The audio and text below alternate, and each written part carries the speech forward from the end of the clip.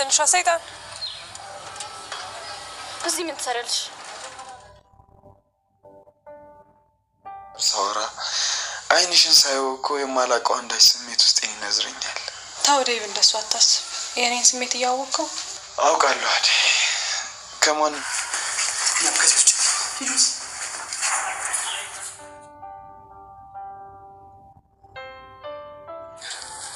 ለሌላ ነገር ባታቀና ባታጋለጥብሽ ኖሮ ምን ነበር ሐሳብሽ? ያን ሁሉ ገንዘብ ከኔ ውስጥ ልትጠፊ ነበር? ንገሪ ነበር። ወንድሜ በይ ቁጥርሽን ሰብሰብ አድርገሽ ከዚህ ቤት ውጭ። አንቺ ተረጋግሽ። ይሄ ቀን ነበር ቁጥርሽ ተጠብቂ።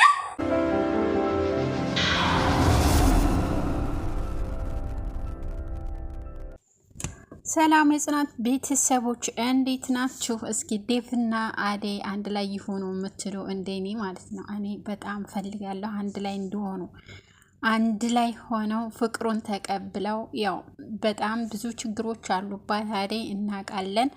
እሷን ለመርዳት ነው የምትፈልገው። እናትና እህቷን ዛሬ እንኳን ብር ላክልኝ ብላት ከሌሊ ተበድራ ብር ላከችላት ለእህቷ ማለት ነው። ይሄም ብዙ የምታደርጋቸው ነገሮች አሉ። ቢሆንም ግን ዴቭ በጣም ነው የሚያፈቅራት፣ በጣም ነው የሚወዳት።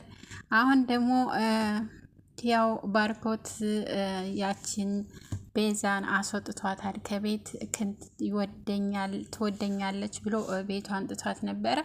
ያው ቁጭ ብላ እሷ ነገር ነበረ የምትፈልገው ከወንድሟ ጋር ተመሳጥራ ባርኪንም ሆነ ኤላም ሆነ ካገኘችው ሰው ቤታችን በአራት ተበድሯል ብላ ብር አታላ ይዛ ለመሄድ ነበረ ከወንድሟ ጋር። ፓስፖርትን አወጣ ሆይ እንዴት ነው ወንድሟን ወደ ውጭ ለማውጣት እሷም ወደ ውጭ ለማውጣት ነበረ ሀሳባቸው ማለት ነው። እንግዲህ ሊሊ ነቅታባት ለባርኮት ነገረችው። ምንም ማድረግ አይቻልም። እንግዲህ ያወቀችባት ማለት ነው። አደይ እንግዲህ በጣም በሚገርም ሁኔታ ዴቭ ቫኬሽን ተቀበኝ እያላት ነው። ባርኮት እንግዲህ ወደ አደይ መዞሩ አይቀርም። ያው ዴቭን ታልተቀበለችው እርግጠኛ ነኝ ዴቭ ባርኮትን ለመቀበል ዝግጁ ትሆናለች ማለት ነው። ኪንጎም እንግዲህ እሷን ካላየ በቀን አንድ እንኳ ካላየ ራሴን ያመኛል፣ ልቤን ያመኛል እያለ ነው።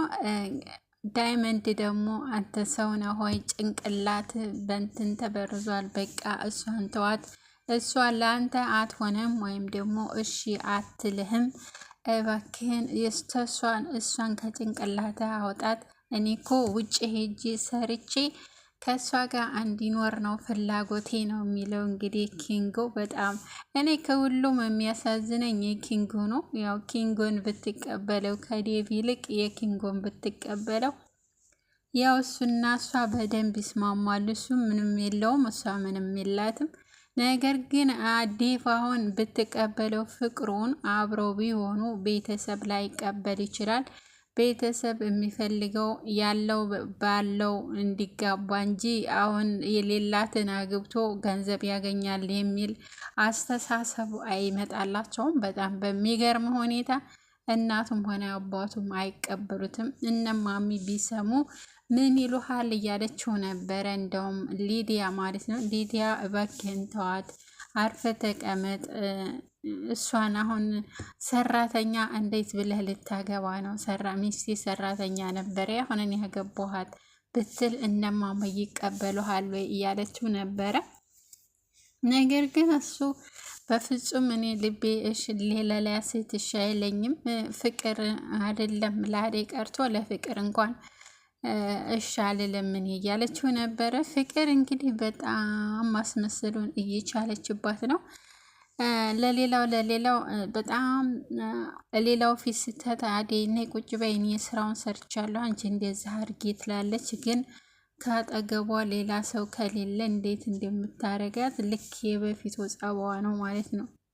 ለምን ተቀየርሽ? በፊት እናትሽ ያለች ጊዜ በጣም ተቀይረሽ ነበር፣ ጥሩ ሰው ሆነሽ ነበር። እኔም ይቅርታሽን የተቀበልኩት ጥሩ ሰው ስለሆንሽ ተቀይረሻል ብዬ ነው ስትላት፣ ማን ያለው? መቼ ጀምሬ ነው ለአንቺ የምቀየረው? እኔ እናቴ እንዳትቀየም ብዬ ነው፣ እናቴ እንዳታስብና እንዳትቀየም ብዬ ለዛ ነው አለቻት። እንግዲህ አንቺ አስመሳይ፣ ያንቺ ማስመሰል እስከ መቼ ድረስ ነው? ምን አገባሽ? አስመስላለሁ። አንቺ ዴቭን ካልተውሽ ከዚህ ቤት ውልቅ ካላሽ እኔ አንላቀቅም እያለቻት ነው። እንግዲህ ከባድ ጦርነት ነው የሚሆነው። ኤላ እንግዲህ ወደ ቤተሰቦቹ ሄዷል። ይመለስ አይመለስ እንግዲህ ምንም የምናውቀው ነገር የለም። ቤተሰብ ና ተብሎ ሄዷል። ምናልባት እዛ ሴት አዘጋጅተው እንዳይድሩትና በጣም የምፈራው እሱን ነው። ሊሊን ብቻዋን አስቀምጦ ያው ከአባቱ ውጪ ሌላ ሰው አይሰማም።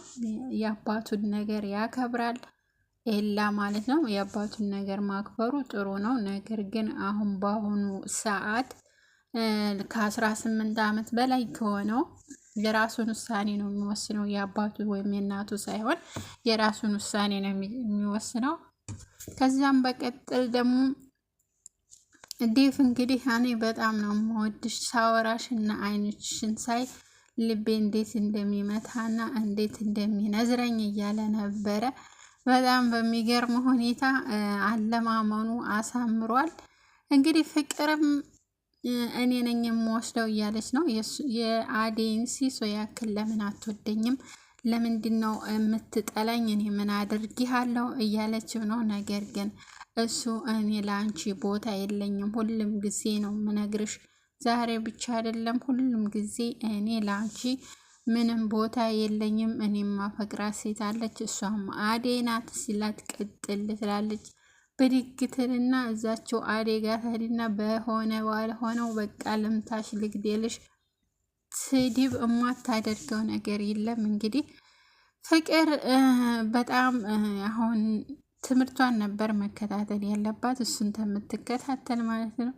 ሊዲያ ከሁሉም ጋር ልጥፍ አለች እና መጨረሻ ላይ ብቻዋን ቀረች። የኔ እናት በጣም ታሳዝናለች። በሚገርም ሁኔታ እንግዲህ ቤዛን በጥፊ በእርግጫ በስድብ ሁሉንም ያላረጓት ነገር የለም። ያው ከቤት አስወጥተዋታል። ከቤት በመውጣቷ በጣም ጥሩ ነው። ቤቱን እያመሰችው ነበረ። በዛ ላይ ደግሞ ጥፊያቸው ሁሉም የሚነሳና ጥፊ ነው፣ የሚነሳና ጥፊ ነው። በቃ እንዴ ያረ ድራማ እንዴት ነው ጥፊ የበዛበት ድራማ? እስኪ አሳዩን እያሉ ነበር። እንደውም ቲክቶክ ላይ ማለት ነው አንዳንዶች በጣም ጥፊ የበዛበት ድራማ እስኪ ያሳዩን እያሉ ነበረ። እኔ ያሳያችኋለሁ ተፈለጋችሁ። ምርጥ ነው አልኳችሁ። ጸባይ የሌለው እዛ ገብቶ ጸባይ ይኖረዋል። በጸባይ ነው የሚወጣው። ጸባይ ሳይኖረው ገብቶ በጸባይ ይወጣል ማለት ነው። እዛ ድራማ ውስጥ የገባ ሰው እንዲሁም ተዋናይ ጥሩ ተዋናይ የሆነ ይንጣኛ ጋር እናሰራለን እንፈልጋለን ተዋናይ እያሉ ነበረ። ደውሉላቸው፣ ስልክ ቁጥራቸው አለ። ገብታችሁ አይታችሁ መደወል ትችላላችሁ። እንትን የምትሉ ጥሩ ተዋናይ የሆናችሁ ጥሩ ማስመሰል የምትችሉ ጥሩ ስራ የምትሰሩ ማለት ነው በስራችሁ። ዴቭ እና ሊዲያ እንግዲህ እየተማከሩ ነው። ከቤት እንውጣ፣ ቤት እንከራኝና እንቀመጥ፣ አባቤና ማማም ይመጣሉ እያሉ እየተማከሩ ነው። ባርኮት በቃ አዴን ምንም እንጃ ብቻ በጣም ነው የሚወዳት ከሚባለው በላይ። እኔ አንቺ ዴቭ ውደድሽ፣ ከዴቭም ጋር ተቀመጪ፣ ከዴቭም ጋር ተጋቢ፣ እኔ ማፍቀሬን መቼም አልተውም፣ መቼም አፈቅርሻለሁ፣ ተማም ጋር ልሁን ተማም ጋር ያንቺ ፍቅር ሁልጊዜ ቦታ አለው እኔ ጋር በጣም ነው ማፈቅርሽ ብሏላት። እንግዲህ ያው እሷም ታዝንለታለች። እንደውም ከዴቭ ይልቅ በጣም የምቀርበው ባርኮትን ነው ማለት ነው። በጣም ትቀርበዋለች ባርኮትን። ኪንጎና ዳይመንድ በጣም በሚገርም ሁኔታ ቤታቸው ሄደው ነበረ። እነሱ ግን ሊበሉ ነበር የሄዱት። ያው ፍቅር ስልክ ቁጥሩን ለመቀበል ስትል በጥሩ ሁኔታ አስገብታ ምግብ ታሰጣቸው ተመልሰው ሄደዋል። ዳይመንድ ግን አውቆባታል ማለት ዳይመንድ እሷ መቼም አትቀየርም። ኪንጎ ግን እንዲሰጣት ነበረ። ያው ስልክ ቁጥሩን ሲያውቀው ቀርቶ ነው፣ ቢያውቀው ይሰጣት ነበረ።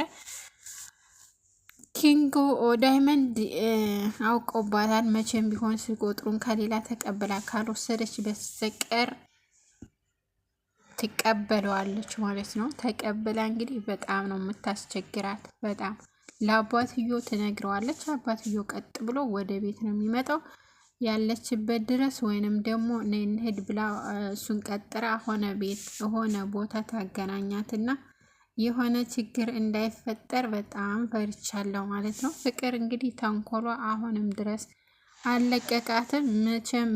መቼም አይለቃትም ማለት ነው። እሱም ከማፍቀር ወደኋላ አይልም። እሷም እንግዲህ ያው